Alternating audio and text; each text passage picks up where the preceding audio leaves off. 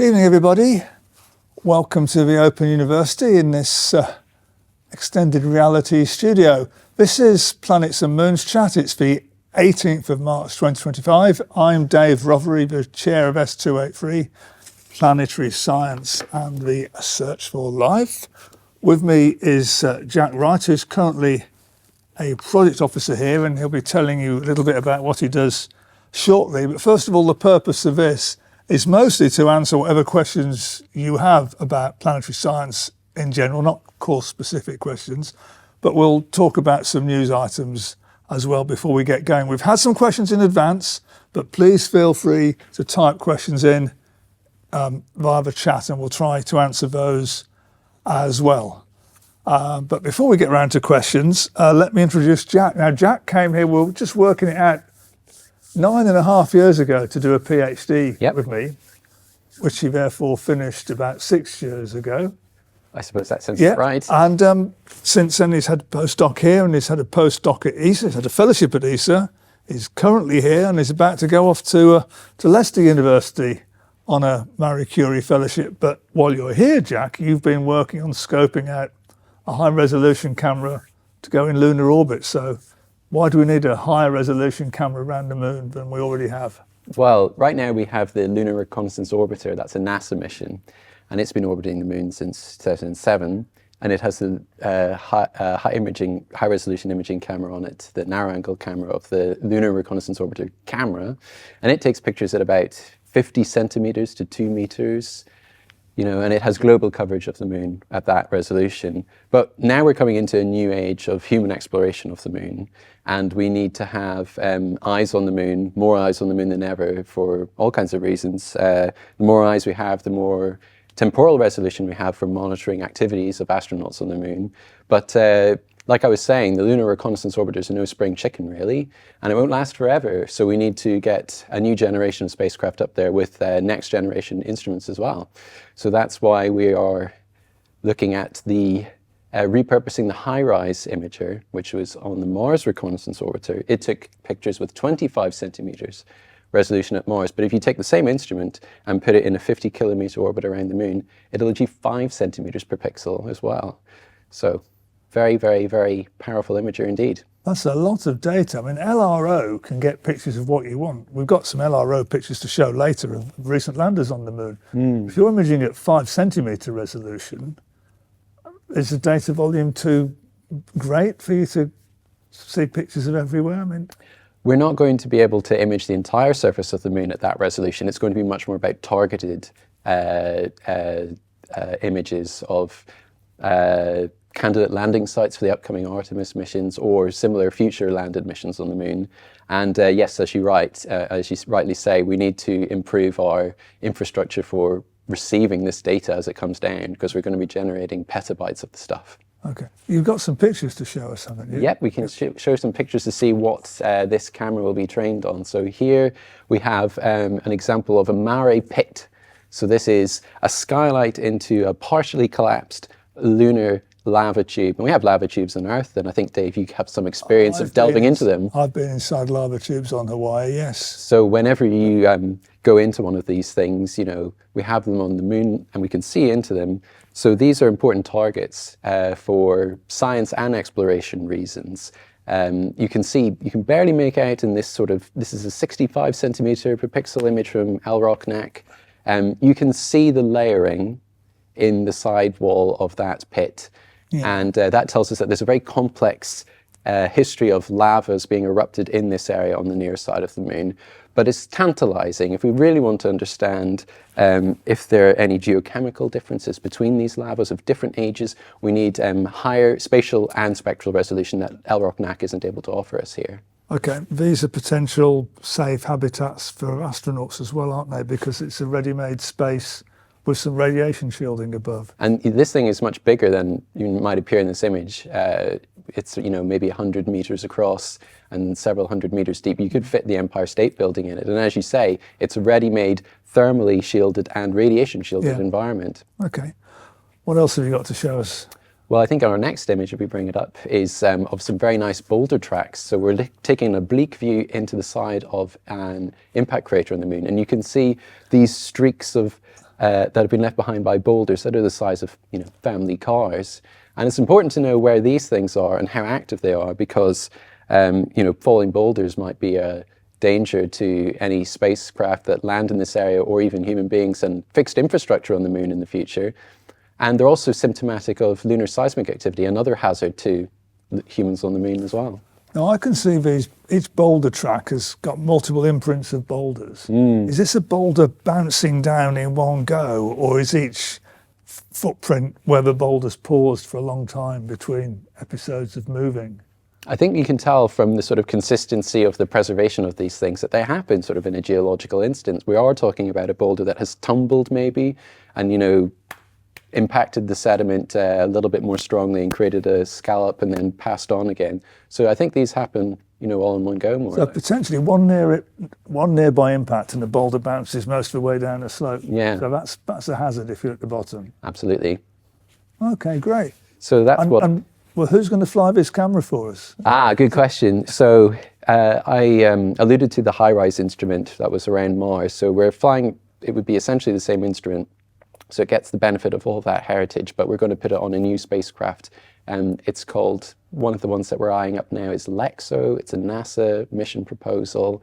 And it would be in this 50-kilometer orbit. And it would have a suite of other instruments complementing this high life, we're calling it, the high resolution lunar imager for exploration. So yes, exactly, it would be part of that suite as well. Well, let's hope it gets approved. Absolutely, that's what I'm here to do. I'm writing the strongest science and exploration case I can. And these sorts of examples of things we can see are part of that case. Okay. So that's enough about me. Shall we move on to something in the news? Yeah. What's been catching your eye lately, Dave? Well, it's very difficult to avoid the fact that NASA science is under quite a lot of threat at the moment with the current administration over there. The office of NASA Chief Scientist has recently been closed.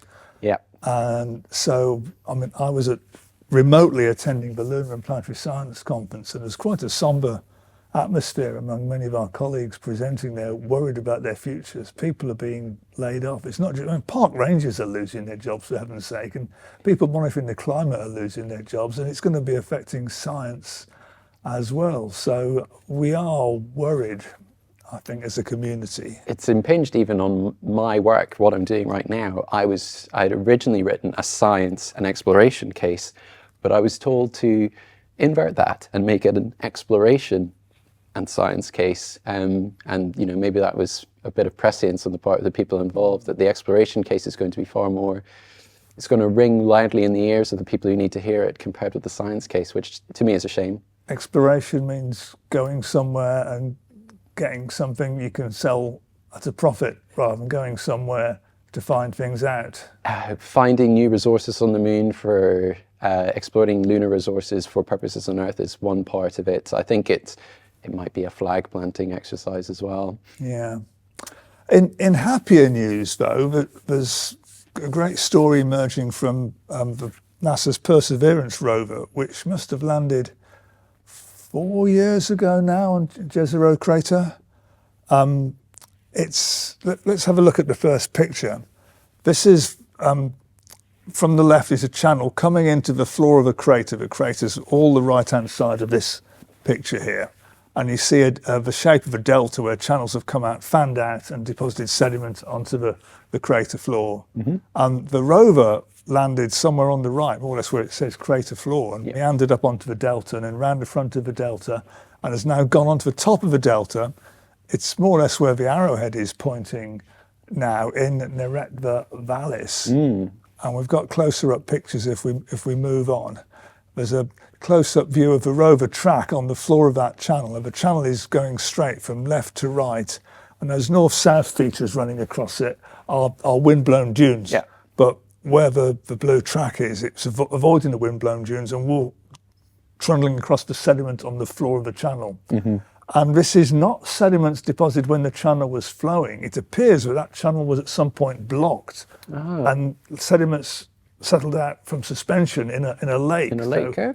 Not the big lake that was filling the crater, that was at a lower level, but the channel was blocked and a temporary channel lake formed, and potentially that environment was habitable. the left-hand end of that traverse is on a unit called the Bright Angel deposit, and we can see a view towards that in the next slide. Okay. This is a view along the channel. The Bright Angel deposit is towards the far right. And if we move on to the final picture, this is a close-up of those deposits there. And these are little phosphate nodules on the floor of the channel. There's a 1 centimetre scale bar there. That's even too small for your wonderful lunar camera to see. But these little nodules here, well, you could pick them up by spectroscopy maybe. Yeah. But potentially this is looking to the astrobiologists like a habitat that could have been habitable for life. What is it about that makes it stay habitable? It's the chemical imbalances. It looks, it's wet. Yes. And the phosphates, phosphorus is an essential mineral for life and so on. So do we have textures like these in sediments on Earth and they have been made by life? Yes, but it's not the only way to get these mixtures. It's habitable. It doesn't show there was life there. It's habitable. And so, yeah, the rover's been doing a great job. It's still going strong. It's a great mission, and it's NASA science at its best. So we want to move on to look at the planet parade. I'm sure plenty of people at home have been interested in that. What do you make of it, Dave? This is the other. Well, the planet parade was grossly overhyped. I've said this in the S2X. Well, I mean, if you believe what you saw on the internet, you could go outside at night and see 8 planets in a row. But we've still got Mars and Jupiter. Venus tonight, we noticed, it's very hard to see. Yep, you have to be right on time. The view behind us right now is the Moon and Venus, and Mercury is very low down here. We're going to go onto this picture in a while. Yeah, it's behind our laptops. But first of all, we've got a little video that I shot on my iPhone, if we can go on to that. So that's Mars in view, and we're panning around to see Jupiter. We keep going round to see Venus. This was end of 28th of February, and if we go down towards the horizon, Mercury is just on the edge of that cloud. It's just at the edge of the cloud at the bottom.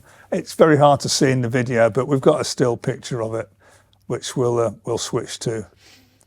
So that's that same evening with Venus very high up, and if we can go to the next slide, there is Mercury just below the clouds. And let's go to the view a few days later in March with the crescent moon and Venus, and Mercury is hidden by this, or one of these laptops. But again, I've got a close-up view, and there is Mercury above the treetops, but lower than my horse's backside. So it's been nice to see Venus and Mercury, and indeed, I got you to see Mercury, didn't I? After all these years, this. Yeah. The Open University, here we go. There we go, so there's me. That is the first evening in my life where I saw Mercury in the night sky. I have seen Mercury before. Obviously, I'm very familiar with its surface intimately. I mean, my PhD was with Dave, 2015 to 2019, looking at NASA messenger images of the surface of the planet, so I know what it looks like, and I had seen it transited across the sun's disk in 2016 and 2019, but this was the first time I saw it in the night sky. Yeah. And it's Venus pointed to by your upper hand and Mercury by your lower hand. Yeah, so you really have to know what you're doing if you want to see Mercury. No one sees it by accident. You have to time it right, but actually there was a period, end of February, early March, where you could see Mars, Jupiter, Venus, and then Mercury for about half an hour after it began to get dark. It was lovely. Before we go on to the questions, Jack, what's been going on in the news that's caught your attention? Well, last week there was Hera's flyby of Mars and Deimos on its way to Didymos and Dimorphos. So let's talk about the pictures of Mars and Deimos that we got. We'll bring them up in a moment. So we've got a nice animation, I think, to show you where it's a sequence of images. Here it goes. Yeah, exactly. So Deimos is down there, and that's Mars in the background. And our closest approach to Deimos, Hera, was 1,000 kilometers away, and Mars is 5,000 kilometers away. So Deimos is the smallest of Mars's 2 moons, and not very well known. Phobos has been seen better than Deimos. Yeah, exactly. They'll both be targets for the upcoming JAXA MMX mission, Mars Moon Explorer. But if we move on to the next picture, you'll get a static view of Deimos, and you'll see it's got this characteristic dark color. So I suppose that means it's maybe chondritic in composition. It's primordial solar system material.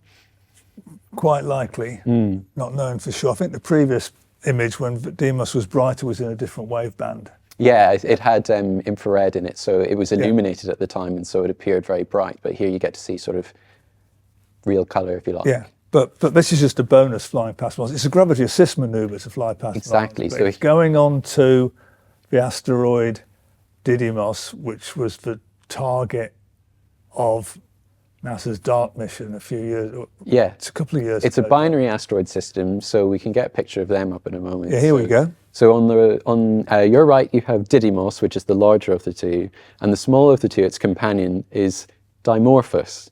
And that was the target of the DART mission. The DART mission, NASA's mission, actually deliberately impacted into Dimorphos in order to demonstrate the technology of altering an asteroid's orbit from a planetary protection, from an Earth protection point of view. And they did alter its orbit, and now here is a follow-up mission to see what damage has been done. Yeah, and these are both rubble pile asteroids, not solid bodies. It's not immediately obvious that if you slam into one that you're not going to break it apart. But Dimorphos wasn't fragmented, but quite a lot of stuff was thrown off it. And it was Lycia Cube, wasn't it? The Italian CubeSat, which flew alongside this and didn't crash. It stood off towards the impact. And I think that's the next slide. Yeah, we can show that as well. Oh no, that's close up of.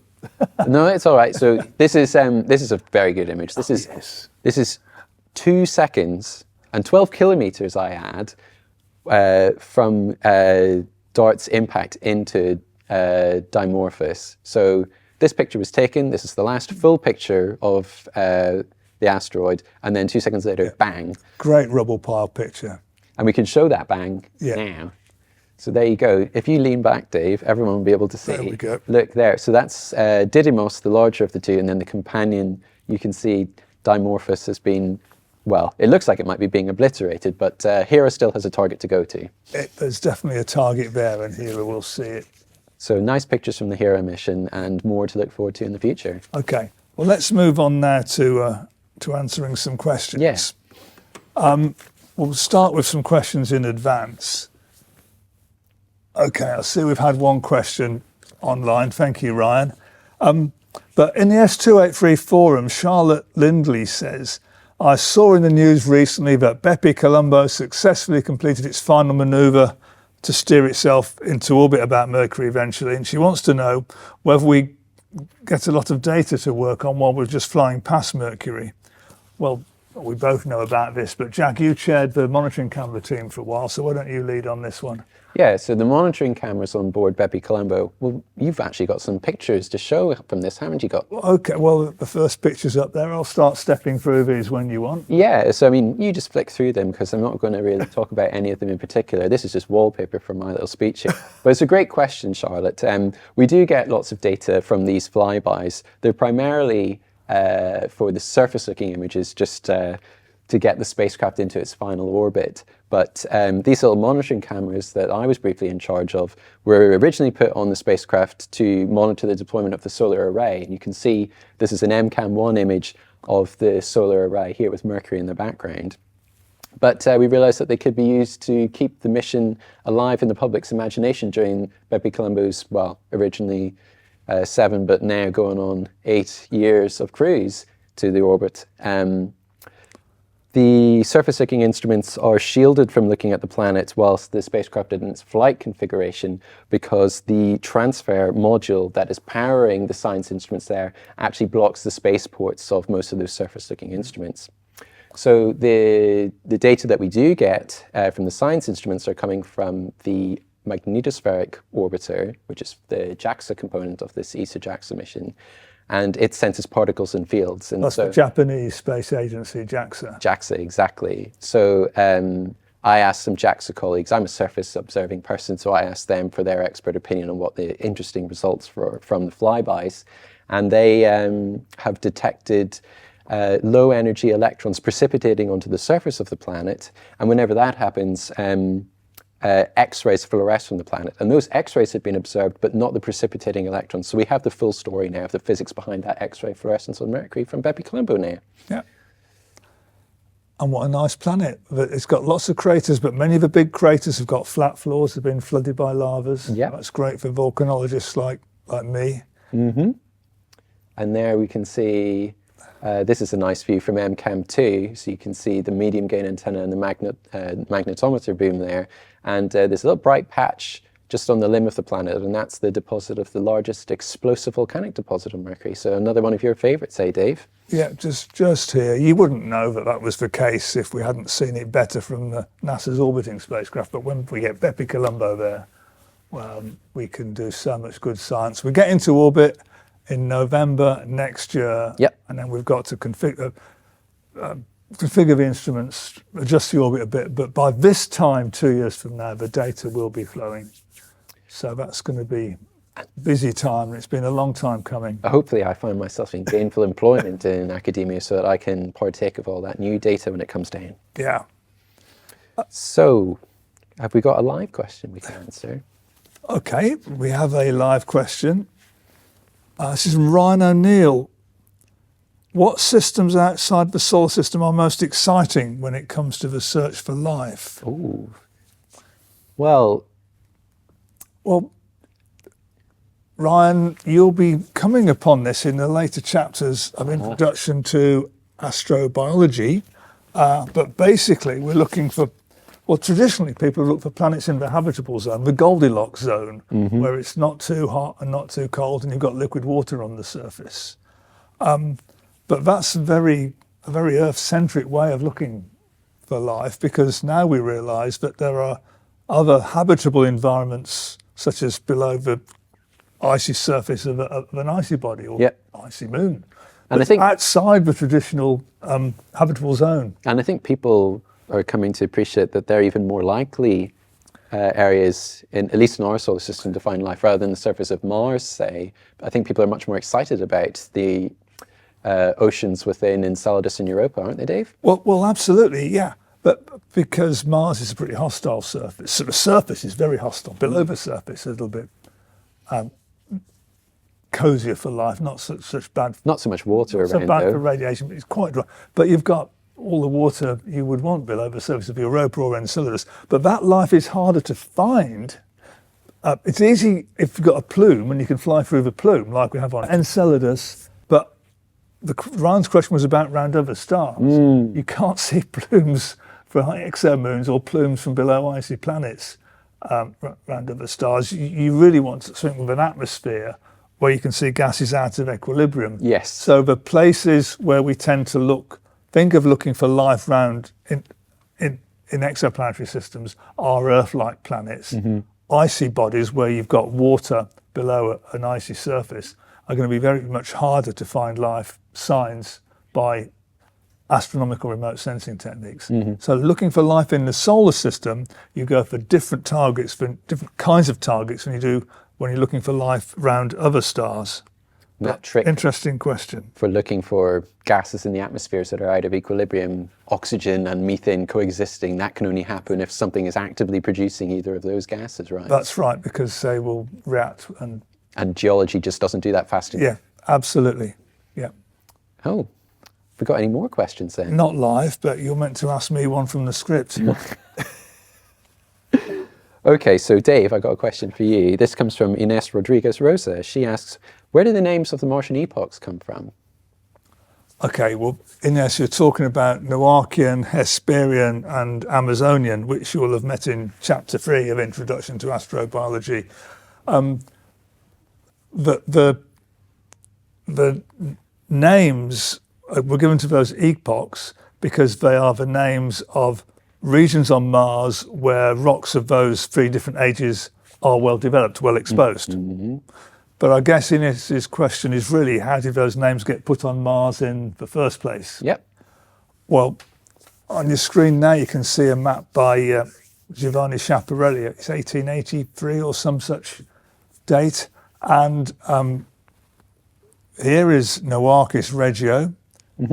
Over here is Hesperia, and behind me is Amazonia. Okay. So these names are all albedo features seen with Schiaparelli's telescope, which would have been, so much diameter or something, not a giant instrument. And you see there's many other names for these albedo features. People might recognise Hellas there. Argyre, yeah. Argyre is a big basin. Hellas is a big basin. Yeah. Chrysi, I recognise. Tharsis as well, big volcanic province. They're all there. Yeah, absolutely. And you see these names. We'll go on to the next slide. There's Antoniades map has got these same places. This has got south at the top because it's the astronomical convention of showing south at the top because telescopes invert the images. Yep. And there's many more names on it. And this has got canals on it as well, which don't exist. But anyway, these names were given retained by the International Astronomical Union when we started getting spacecraft images from Mars and could map the terrain in much more detail. And just to wind up this story, we've got the digital elevation model map of Mars with the names. So here is here's Noakis Terra, and I didn't say why Antoniadi Schiaparelli gave these names in the first place. Noakis Terra is the land of Noah, so that's a biblical name. Yeah. We'll go on to Hesperia Planum, which is here. Planum is a high plain. Hesperia, the Hesperides in the ancient classical world of the Mediterranean was the lands to the west. Okay. The Hesperides, the gardens of Hesperides, the wonderful gardens in the west. So that was from kind of classical geography come mythology. And Amazonia, there's Amazonis Planitia, which is a low-lying plain.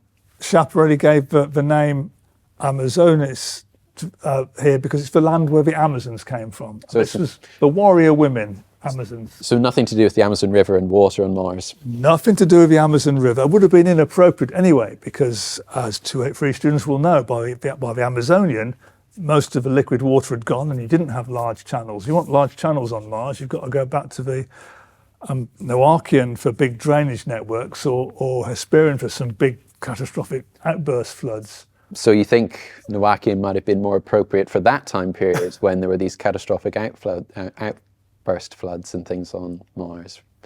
Well, yes, the Noachian flood, did kind of happen. But it's nice that the Noachian is the age of Noah, and that was the time when we think Mars was warmer and wetter than it is today. It was, but the big catastrophic floods were in the Hesperian, not the Noachian. Exactly. But you can see some of those here. These are those catastrophic outbursts. That's right. And Valles Marineris has been carved out by Hesperian flooding. But there is actually a River Amazon link. Oh, yeah. Because do you know how the River Amazon got its name? I had to look this up. It was a 16th century Spanish explorer whose name I have forgotten, but it is written down here. It was Francisco de Orellana who sailed the length of the Amazon, and in the process he was attacked by a tribe of women, so he claims, and he named the river the Amazon because of having been attacked by women. And also, the first person to sail the length of the Amazon did not surprisingly start at the Atlantic.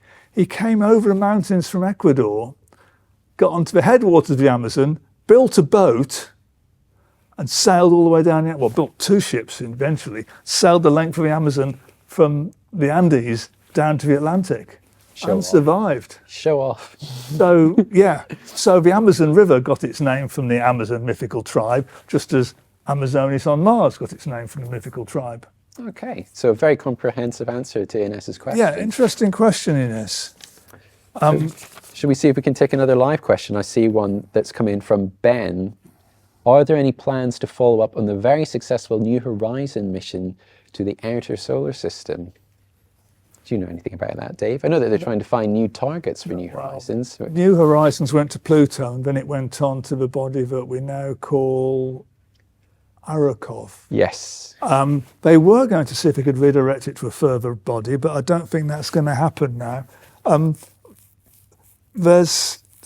People keep talking about a mission to the Uranian moons. Yeah. There's nothing planned to go further than that. No, nothing planned further. But I think a Triton orbiter was very highly commended in the recent decadal survey. So there is certainly a lot of interest in the icy giants and their moons. And I think you kind of need to study both the Uranian moon system and Neptune's moon to get the bigger picture. Oh, we do. And Pluto turned out to be such an interesting place. Triton could be a very Pluto-like body orbiting Neptune. But, I mean, this is NASA science. And as I said earlier, the NASA science budget is looking quite precarious at least for the next... Yeah, there's no exploration angle for the outer solar system yet. It's all science. Yeah. We have had another live question. Kyle is saying, will BePi see the impact location of Messenger? Messenger was a NASA spacecraft which orbited Mercury from 2011 to 2015, then crashed. Yeah, crashed on the day I came for my PhD interview here, 30th of April, 2015. Yeah, well, you're a jinx, aren't you? We don't know exactly where Messenger crashed, and we certainly didn't predict it in advance well enough to get that site imaged. So we don't have a very high resolution before image to compare any after image, which BepiColombo is able to acquire. But it will be looking for the Messenger crater. It should be 10, 20 meters across. Yeah, something like 15 meters across. Yeah, exactly. And it probably won't be a circular feature. It'll be a sort of elongated splash, perhaps. But it's of interest because it will expose some fresh material that hasn't been space weathered so quickly. So it is of interest to try and find that. Yeah, it's not a trivial observation to make, and there could be some good science results coming out of it as well. So we will try. It's not a high priority, Kyle, but we're certainly going to try to do it. Okay. And the high-resolution imaging channel on the Symbiosis instrument from BepiColombo, that's the imaging camera suite, it will image at about 5 meters per pixel. So it should be several pixels across the crater, at least, and the wider ejector blanket will occupy many pixels. So we should get some nice color images as well. Yeah, but it'll be difficult to tell for sure whether that was a crater that was already there before Messenger crashed, because we haven't got the before and after comparison, probably. We've got a question in the 283 forum from Alex Evanson. Alex says, I read that Cassini ended up in Saturn at the end of its mission rather than risking it crashing into Enceladus. The team didn't want to risk contaminating the Enceladus as a potential habitable environment in case there were microbes that hitched a ride. This is the kind of stuff that's in chapter 4 of Astrobiology, by the way, if you're not up to there yet.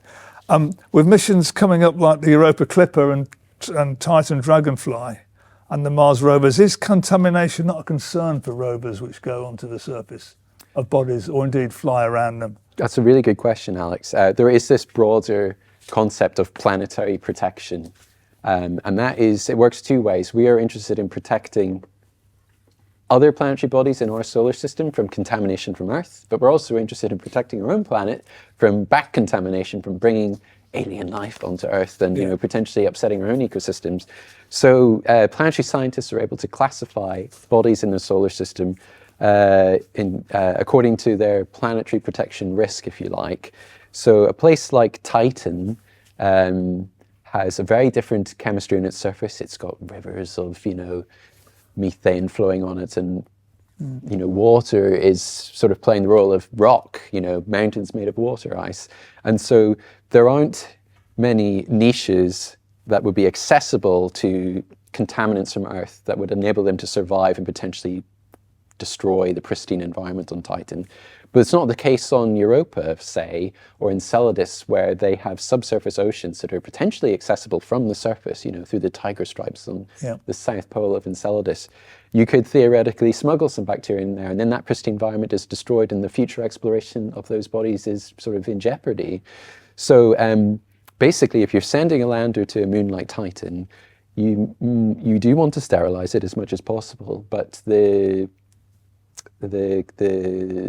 you have to even far more strict whenever you're trying to sterilize something going to Europa or Enceladus, because they're in that higher risk category for contamination.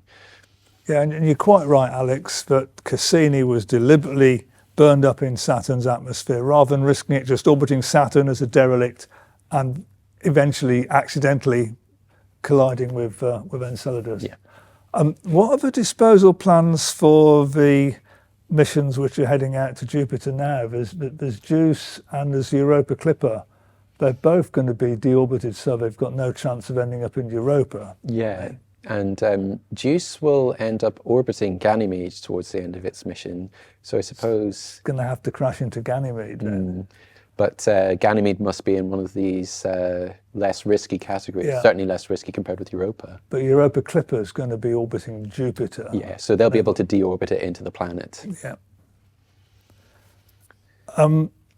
got a question from Gerard O'Sullivan, which was posted in the Physics, Astronomy and Planetary Sciences Forum. And he wants to know about the recent lunar landers, Blue Ghost and IM, that's Intuitive Machines. Yes. Where did they land and what are the hazards? And he asks about heating the lander due to the cold. Well, heating spacecraft because of the cold is something that happens all over the solar system. Yeah. But they both died when it got dark, didn't they? Because they didn't have enough battery power to see them through the lunar night. They weren't designed to operate in the night. So these are both in the, let me get this right, CLIPS program. So these are commercial lunar payload system. Yeah. So these are contracts that are put out by NASA to private enterprise to get them to build spacecraft to go up to the moon. And so we don't know a lot about what the science capabilities or objectives of these spacecraft were compared with, say, the complex science case I'm having to put together for High Life to go to the moon. Blue Ghost did some drilling. Ooh. It had an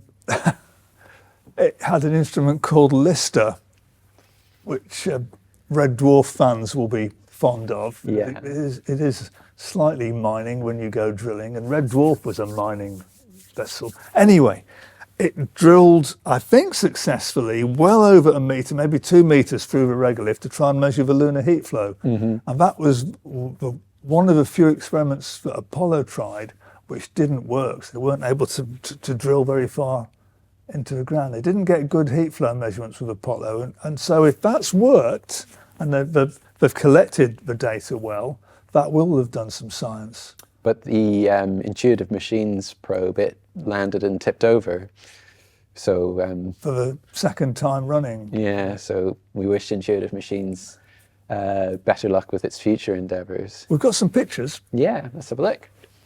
So is this a Blue Ghost landing site? This is Blue Ghost. This is Lunar Reconnaissance Orbiter that you were talking about earlier, Jack. So this will be a 50 centimetre or 2 metre max image, and so you can see... Well, we've got to zoom in before you start seeing things. There's a box that we're going to zoom into in stages. Yep. Let's just keep going in till we get there. So one more zoom and we'll see the spacecraft. There you go. It's that pixel in the middle of a box. So I mean, if ever there was an advertisement making it clear that we need even better resolution than 50 centimetres, I think it's this, because this is tantalising, and this is the case for so much lunar science. And if we want to monitor our spacecraft and our astronauts, then that's why we need 5 centimetres. Yeah. 50 just won't cut it. Absolutely. So this spacecraft landed in Mare Crisium on March the 2nd, and contact was lost soon after sunset, which was March the 16th. The Intuitive Machines spacecraft landed on the 22nd of February, was quite badly tilted. The solar panels weren't working too well, and contact was lost on the 29th of February. But, you know, it counts as a successful soft landing. They had 7 days of data of a sort. And all credit to them. I mean, landing on the lunar South Pole or in that region is a far more difficult feat than landing in Mare Crisium, which is much more, you know, in the mid-latitudes, right? So you have to get out of the plane of the Earth-Moon system in order to be able to do that. Yeah. So, and this was a landing 300 kilometres from the lunar South Pole, which, you know, the lunar South Pole is a region of great interest because of the possibility, near certainty, of there being water ice in the permanently shadowed regions. yeah, so we look forward to getting results from future CLIPS missions. Absolutely. These were both launched on Falcon Heavies, which is Elon Musk's rocket, by the way, Blue Ghost and Intuitive Machines. Ryan O'Neill says we don't want any hitchhiking xenomorphs coming to Earth. Not alien-style xenomorphs, but of course, back contamination. When you start to bring samples back from another planet, there are quite strict planetary protection protocols. One of the things that Perseverance is doing is caching sample tubes with samples that can be picked up. It was going to be a European collection. I think it's going to be built in Britain, actually, the Fetch rover. Now the Fetch rover isn't going to be built. It's going to be picked up by a helicopter drone like Ingenuity. Now we've proved that you can fly well on Mars. but we still don't know when or how these samples are going to come to Earth. But when they are, they'll be kept under very strict conditions. Yep, they'll be passed from one vacuum chamber to another under very, very strict conditions. And the reason that's important is because there's only so much you can do in situ. This is something I've been looking into with this high-resolution camera. It's all about extending your mission from the orbital phase down to ultra-high resolution to what you can do in the field on the moon, and then what you can do in the labs back on Earth. And the machines we have on Earth are far more capable, and the technology that we can deploy on the moon has to be miniaturized and made very lightweight, and so it's naturally less capable. And so that's why sample return is important, but they need to be handled with care. Yeah. Ben is saying, I imagine asteroids or comets can bring xenomorphs. It's not, xenomorph is a movie term for the really horrible aliens, but extraterrestrial microbes could be brought to Earth on meteorites or cometary materials, certainly brought amino acids and so on. But if you ever had life on Mars and it had an impact on Mars, it could have thrown some debris into space. Some of that could have landed on Earth. We know we've got Martian meteorites on Earth. So life could have been brought from Mars to Earth, or indeed from Earth to Mars, because impacts on Earth can throw debris into space. So I bet there are some microbes that have reached Mars from Earth, and probably in a still viable state, because there have been experiments on microbes surviving in space. They can't live in space, they can't metabolize and reproduce, but they can hitch a ride and reactivate themselves when they get somewhere warm enough and cozy enough. So you can spread life. It's very likely you can spread life from planet to planet within a star's habitable zone. So it becomes an interesting problem for astrobiologists to solve.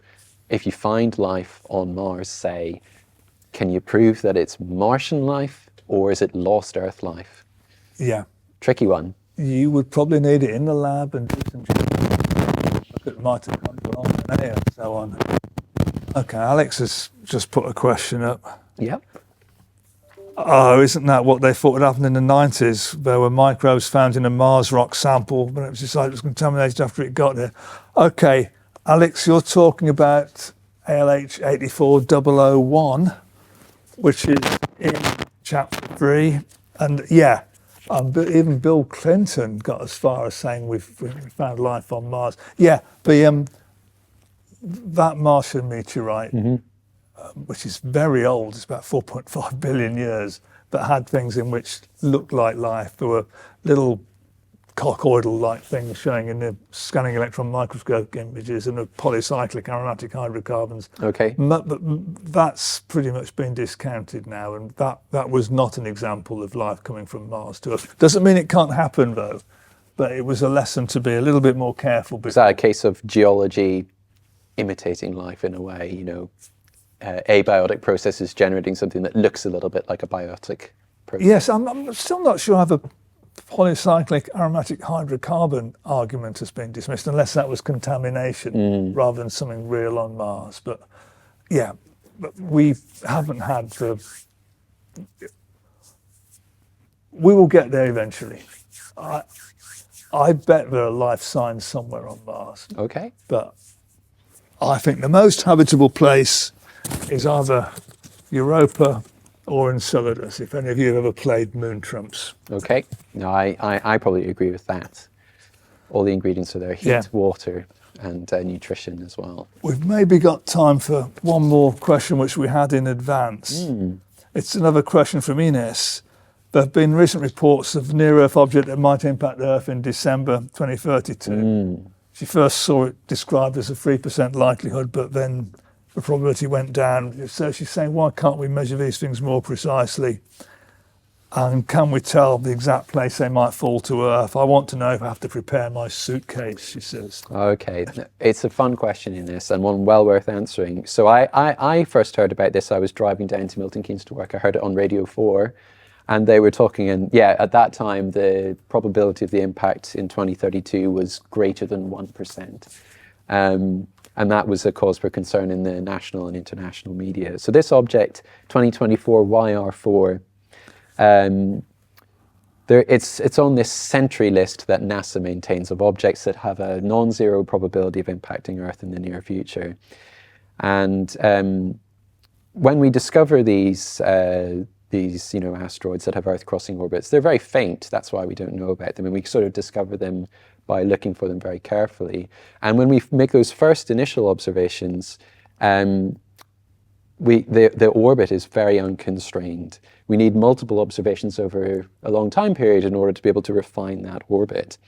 And so initially, you can think of the probability space as a physical space, like imagine the space between my hands here. Whenever we first discover the object, the orbit is unconstrained, and so the probability space is quite broad, and the Earth exists in some point in it.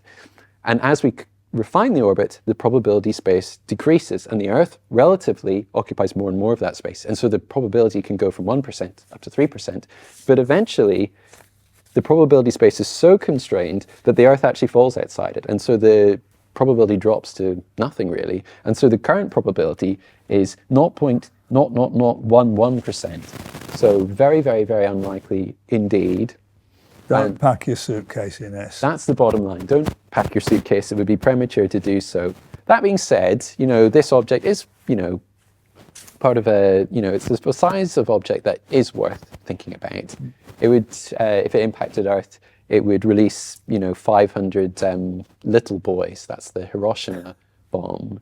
And so that's, 7.7 megatons of TNT. So it would be a big explosion. It would, destroy a city. If it hit a city, most of the Earth is empty space. Yeah, well, I mean, it would, so it's that kind of a thing rather than something that would crack the planet open like an egg. Yeah. So it would cause what the BBC might term disruption, but not a mass extinction event, maybe. Okay. Well, there seem to be no more live questions, so we will draw things to a close, but first we will look at answers to the questions. If we could just cycle through the widgets and see where you all were, first of all. Here is where you were. 11 in the UK and Ireland, 1 in Europe. Okay. Welcome, everybody. Now, next question is, why do you choose to study planets? This should be a word cloud type of thing, shouldn't it? Oh, everybody's come up with a different word, so no word's a big one. Society, new discoveries, Mars missions, fun, science, goal, alien life, moon, geology, interest, interesting, fascination. Oh, we go. It's interesting and fascinating. We can merge those. Mars, curiosity, unknowns, rocks are cool. Rocks are cool. Oh, rocks are definitely cool. Except when they're lava. Except when they're lava, yes. Don't give up the day job, Jack. Oh. And the final pair of questions. How many moons is Saturn known to have? Fairly even split. Some quarter of you say between 50 and 100. Quarter of you say 151 to 250, and more than any others say 350. Oh, I mistyped that. I should say 251 to 300. Anyway, well, if I asked the audience in Who Wants to Be a Millionaire, I would not be very pleased with that spread. Begrudgingly, I would have to go with the 38%. Were they right, Dave? They were right, because only since last week. Yes. This was going to be my news item until I put it in the quiz. 128 new discoveries of Saturn's moons were announced last week. There were 3 minor planet body center circulars in a row. Yeah. They're 2 to 4 kilometers. They were discovered from a telescope in Hawaii. Saturn's total of known moons is now 274. Most of these discoveries are in retrograde orbits, not all of them. They're captured objects, small, outer, irregular things. So what sorts of sizes are we talking about? 2 to 4 kilometers. 2 to 4 kilometers. Depends how bright they are. Depends how big they are. Not super. Depends what their albedo is. We know how bright they are. To work out how big they are, you need to know what their albedo is. Oh, okay, so if they're very reflective, then they could be smaller, but if they're not very reflective, they could be bigger. Yeah. Okay. So I forgot to check how many known moons Jupiter has, but it's around about 100. Saturn is once again king of the moons. I remember whenever I was a young boy reading my space encyclopedia, Saturn was ahead, and then when I went to school, Jupiter moved ahead, and so I was always rooting for Saturn. So I'm glad to see it's in front again, and by some margin, it would seem. It's a long margin, yeah. And the final question: how many exoplanets do you think we now have? Oh, Oh, okay. Big majority for 4,000 to 6,000. Well, actually, as of 16th of March, 2 days ago, the total confirmed exoplanets stood at 7,423. okay. So we give them half credit for being right as of a few days ago? No, they weren't right of a few days ago. I do my best for you folks at home. You're not getting a point for it. Took 3 years to go from 4,000 to 5,000. Yeah. It took 1 year to get up to 6,000, which it reached in June last year, Okay. and less than a year to add another 1,500 onto that. So 7,423 now. It's going to be over 8,000 by the end of the year. Exoplanet discoveries are taking another big burst. Ryan says, speaking of nukes, do we agree with Elon's strategy to nuke Mars? Oh, right. What's this about nuking Mars? I know a little about Is he this. seriously? Go on. What has he said? Well, on the subject of terraforming Mars to make it more habitable, he suggests you could nuke its polar caps to release the frozen CO2 ice there to create a greenhouse warming effect. I remember. I had heard a much calmer solution, which would be to put large mirrors to reflect sunlight onto them and focus it that way. And maybe we could do it in a more controlled, non-contaminating way. But so given that I'm aware of an alternative, less destructive solution to the problem, I would not back this solution personally, nuking Mars. Well, there is the ethical dimension of potentially disrupting an existing ecosystem. True, and we've touched on that. COSPAR protocols say you should not do anything to disturb an ecosystem. It's part of the reason why we don't want to forward contaminate the environment. There's a risk of killing it off or destroying what you want to study before you've had a chance to study it. Two different ethical considerations. But as soon as we start sending humans to Mars, leaving bags of fecal matter about, which will leak eventually, you've contaminated the environment. So I think these COSPAR protocols will have to be either enforced or forgotten about because they're unenforceable. And we're going to reach a forking point in the road quite soon. I mean, nuking is, well, if you want to be gung-ho and colonise Mars, it might be a fast way of doing it. But you're breaking all the existing rules. But there's a lot of rule breaking going on these days. So it's interesting times. Do we have time for any more? Have we had another one? Well, Alexandra asked, when do you think we'll send a submarine to one of the oceans? Now, there is a proposal, Titan submarine. So it would go to Saturn's moon Titan, land in one of the hydrocarbon lakes that there are there, and explore the lake bottom. So it is not as far-fetched. I mean, maybe you ask the question thinking that the answer would be, oh, a long time off, but it is a proposal that's being considered. I would rather send a submersible to Europa, Okay. get below the ice, have a nephelometer which can see the turbidity in the water, and you can navigate your way towards the black smoke events on the ocean floor and find all the life that's clustering around the hydrothermal vents there. Okay. Unless you believe the papers at LPSC last year and indeed this year suggesting that the floor of Europa is going to be impenetrable and neither volcanism nor tectonics is going to fracture that ocean floor. I had seen that sort of thing. So black smoker chimneys on Europa's ocean floor are going out of fashion. They'll be back in fashion. Somebody will find a reason why they might exist. But we need to go and look. I think Europa is a better place to send a submersible than Titan. I don't want to swim in the methane. You're not going to find life in the methane. In the water, yes. Europa higher priority for you than Enceladus? It's bigger, more potential for a thriving ecosystem, but we do know we've got all the makings of metabolism in Europa, in Enceladus, from what we've sampled in the plumes. And I'd settle for either. You'd settle for either. That point about the state of the rocky core, in Enceladus, it's much more likely, I think, to be fracturable because of the the moon's smaller size and lower gravity. So more surface area for the hot rocky material to mix with the water and inject nutrients into the water. So I'm going to back Enceladus as my horse. Well, that's your horse, and this is my horse then. But the thing about Enceladus is that small amount of rock has been permeated by water, possibly throughout the solar system's life, And maybe all the chemical energy is gone now. It's a small body. But then recent idea that Enceladus isn't as old as Saturn. It might be very, very young indeed. So maybe it's all to play for. Has there been time for life to start? We just don't know. This is why planetary science is good and why you're very smart to be studying it. We will finish now.